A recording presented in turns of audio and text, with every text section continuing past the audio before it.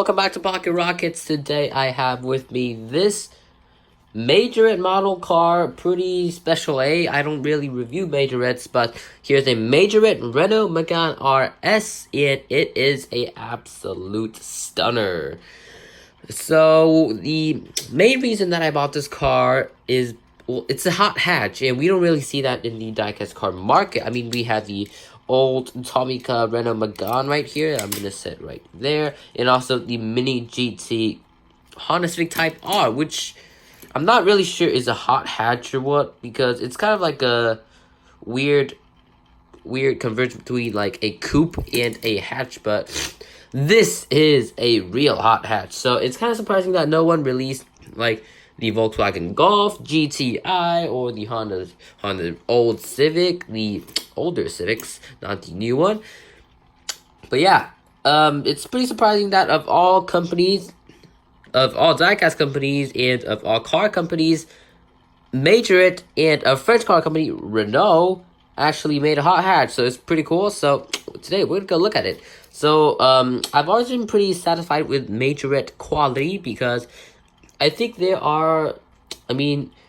cars are great, but their cars are great, their quality is great, but their quality is very unstable. So like sometimes you have like perfect decals right here, but just for this side it's just not so perfect. So maybe their quality control should be a little better. And I am still sick, so I might sniff my nose a lot. If that annoys you, just go click away from the video, because, well, yeah, if that annoys you, why keep on watching? But if you don't care, well, then you can keep on watching and enjoy all the good content. So just let's actually take a little comparison between the older Renault Megane and the newer Renault Megane. So you can see a lot of differences. The older Renault Megane was kind of like a more radical styling, but the new one definitely is going for that more traditional styling, but it's still unique enough to make people think that it's something new, and they like it, which I do.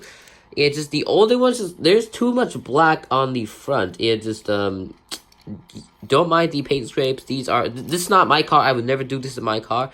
A friend of mine gave this to me, so I was just like, jeez, like, what have you been doing with it? But also the rear is just, it's just a lot more updated. The newer one is a lot more updated, and they are all in the same shade of yellow, which is pretty cool. But just the older one is kind of more like a two-door hatchback, while the newer one is more family-friendly and has just a lot more better details. And I should also mention, just like the Tomica car, I'm going to move this spinner aside. You can see it has suspension, but I still think the Tomica suspension is a little better. So let me just grab something real quick. All right, we got this thing right here. So yeah, you can see the Tomica suspension is it's kind of got that click in it, but the Majorette suspension, on the other hand, just kind of doesn't have that click. It's just kind of this. Yeah, you get what I mean. So I still like the Tomica suspension a lot more than the Majorette one. But the what lacks in suspension definitely made up for it in just... This car is just amazing, man. And I also really love how the fog lights kind of present themselves. It is so cool. And also just the wheels. The wheels, they're not my favorite, but they're not the worst things either. And they kind of go with this car. It's just kind of this cute little Whistler styled wheel. Just looks pretty good. And also, just really love the modern language of the taillights, and also the trunk opens as well. Just so sporty and so cool. Just, yeah, that's the only way that I can describe this car. It's just cool. And also another thing that's pretty interesting for Majorette is their chassis design. You can actually see their suspension is the suspension system is different from Tomica. So for the Majorette one, we have two metal wires here.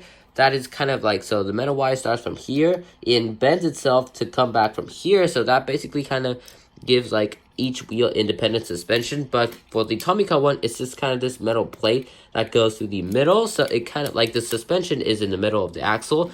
But for the Majorette, the suspension is on either side of the axle, which kind of makes it more stable, I guess. Just like it's more bouncy. But the Tomica one is just more like it's kind of like a central suspension. All right, so the Renault Badge. I mean, I've always thought of it as pretty outdated, but incorporated in this way into the car is just fits, man. It fits, and also just absolutely love the headlight design language. And also, we do have side view mirrors, which is a pretty rare thing on diecast cars, or just pretty much it's a rare thing on mainline diecast cars. Like for this Nismo R35, we don't have side mirrors.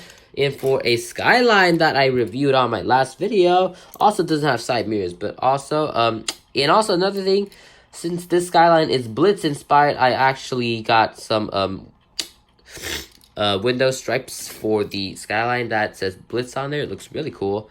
It just the overall quality is really good, and you can definitely see the difference between the newer generation and the older generation, especially just kind of this, like, I think like when this car came out, I was like, oh, that's pretty cool. And when I bought it, I was like, it's not that cool. But this car, I'm just totally in love with it. Just a hot hatch. Just finally a good hot hatch. So yeah, anyways, if you enjoyed this video, you can go pretty much, well, subscribe, because why not? And yeah, you can leave a comment and leave a like. And basically, well, subscribe for more videos like these, more badass videos like these. Just looks so cool. Just the lines just flow so well. But yeah, anyways, that's Pocket Rockets here for today. This is the end of the video. Kind of sloppy, but whatever. I'll still upload it. But yeah, that's basically it. Subscribe. Goodbye.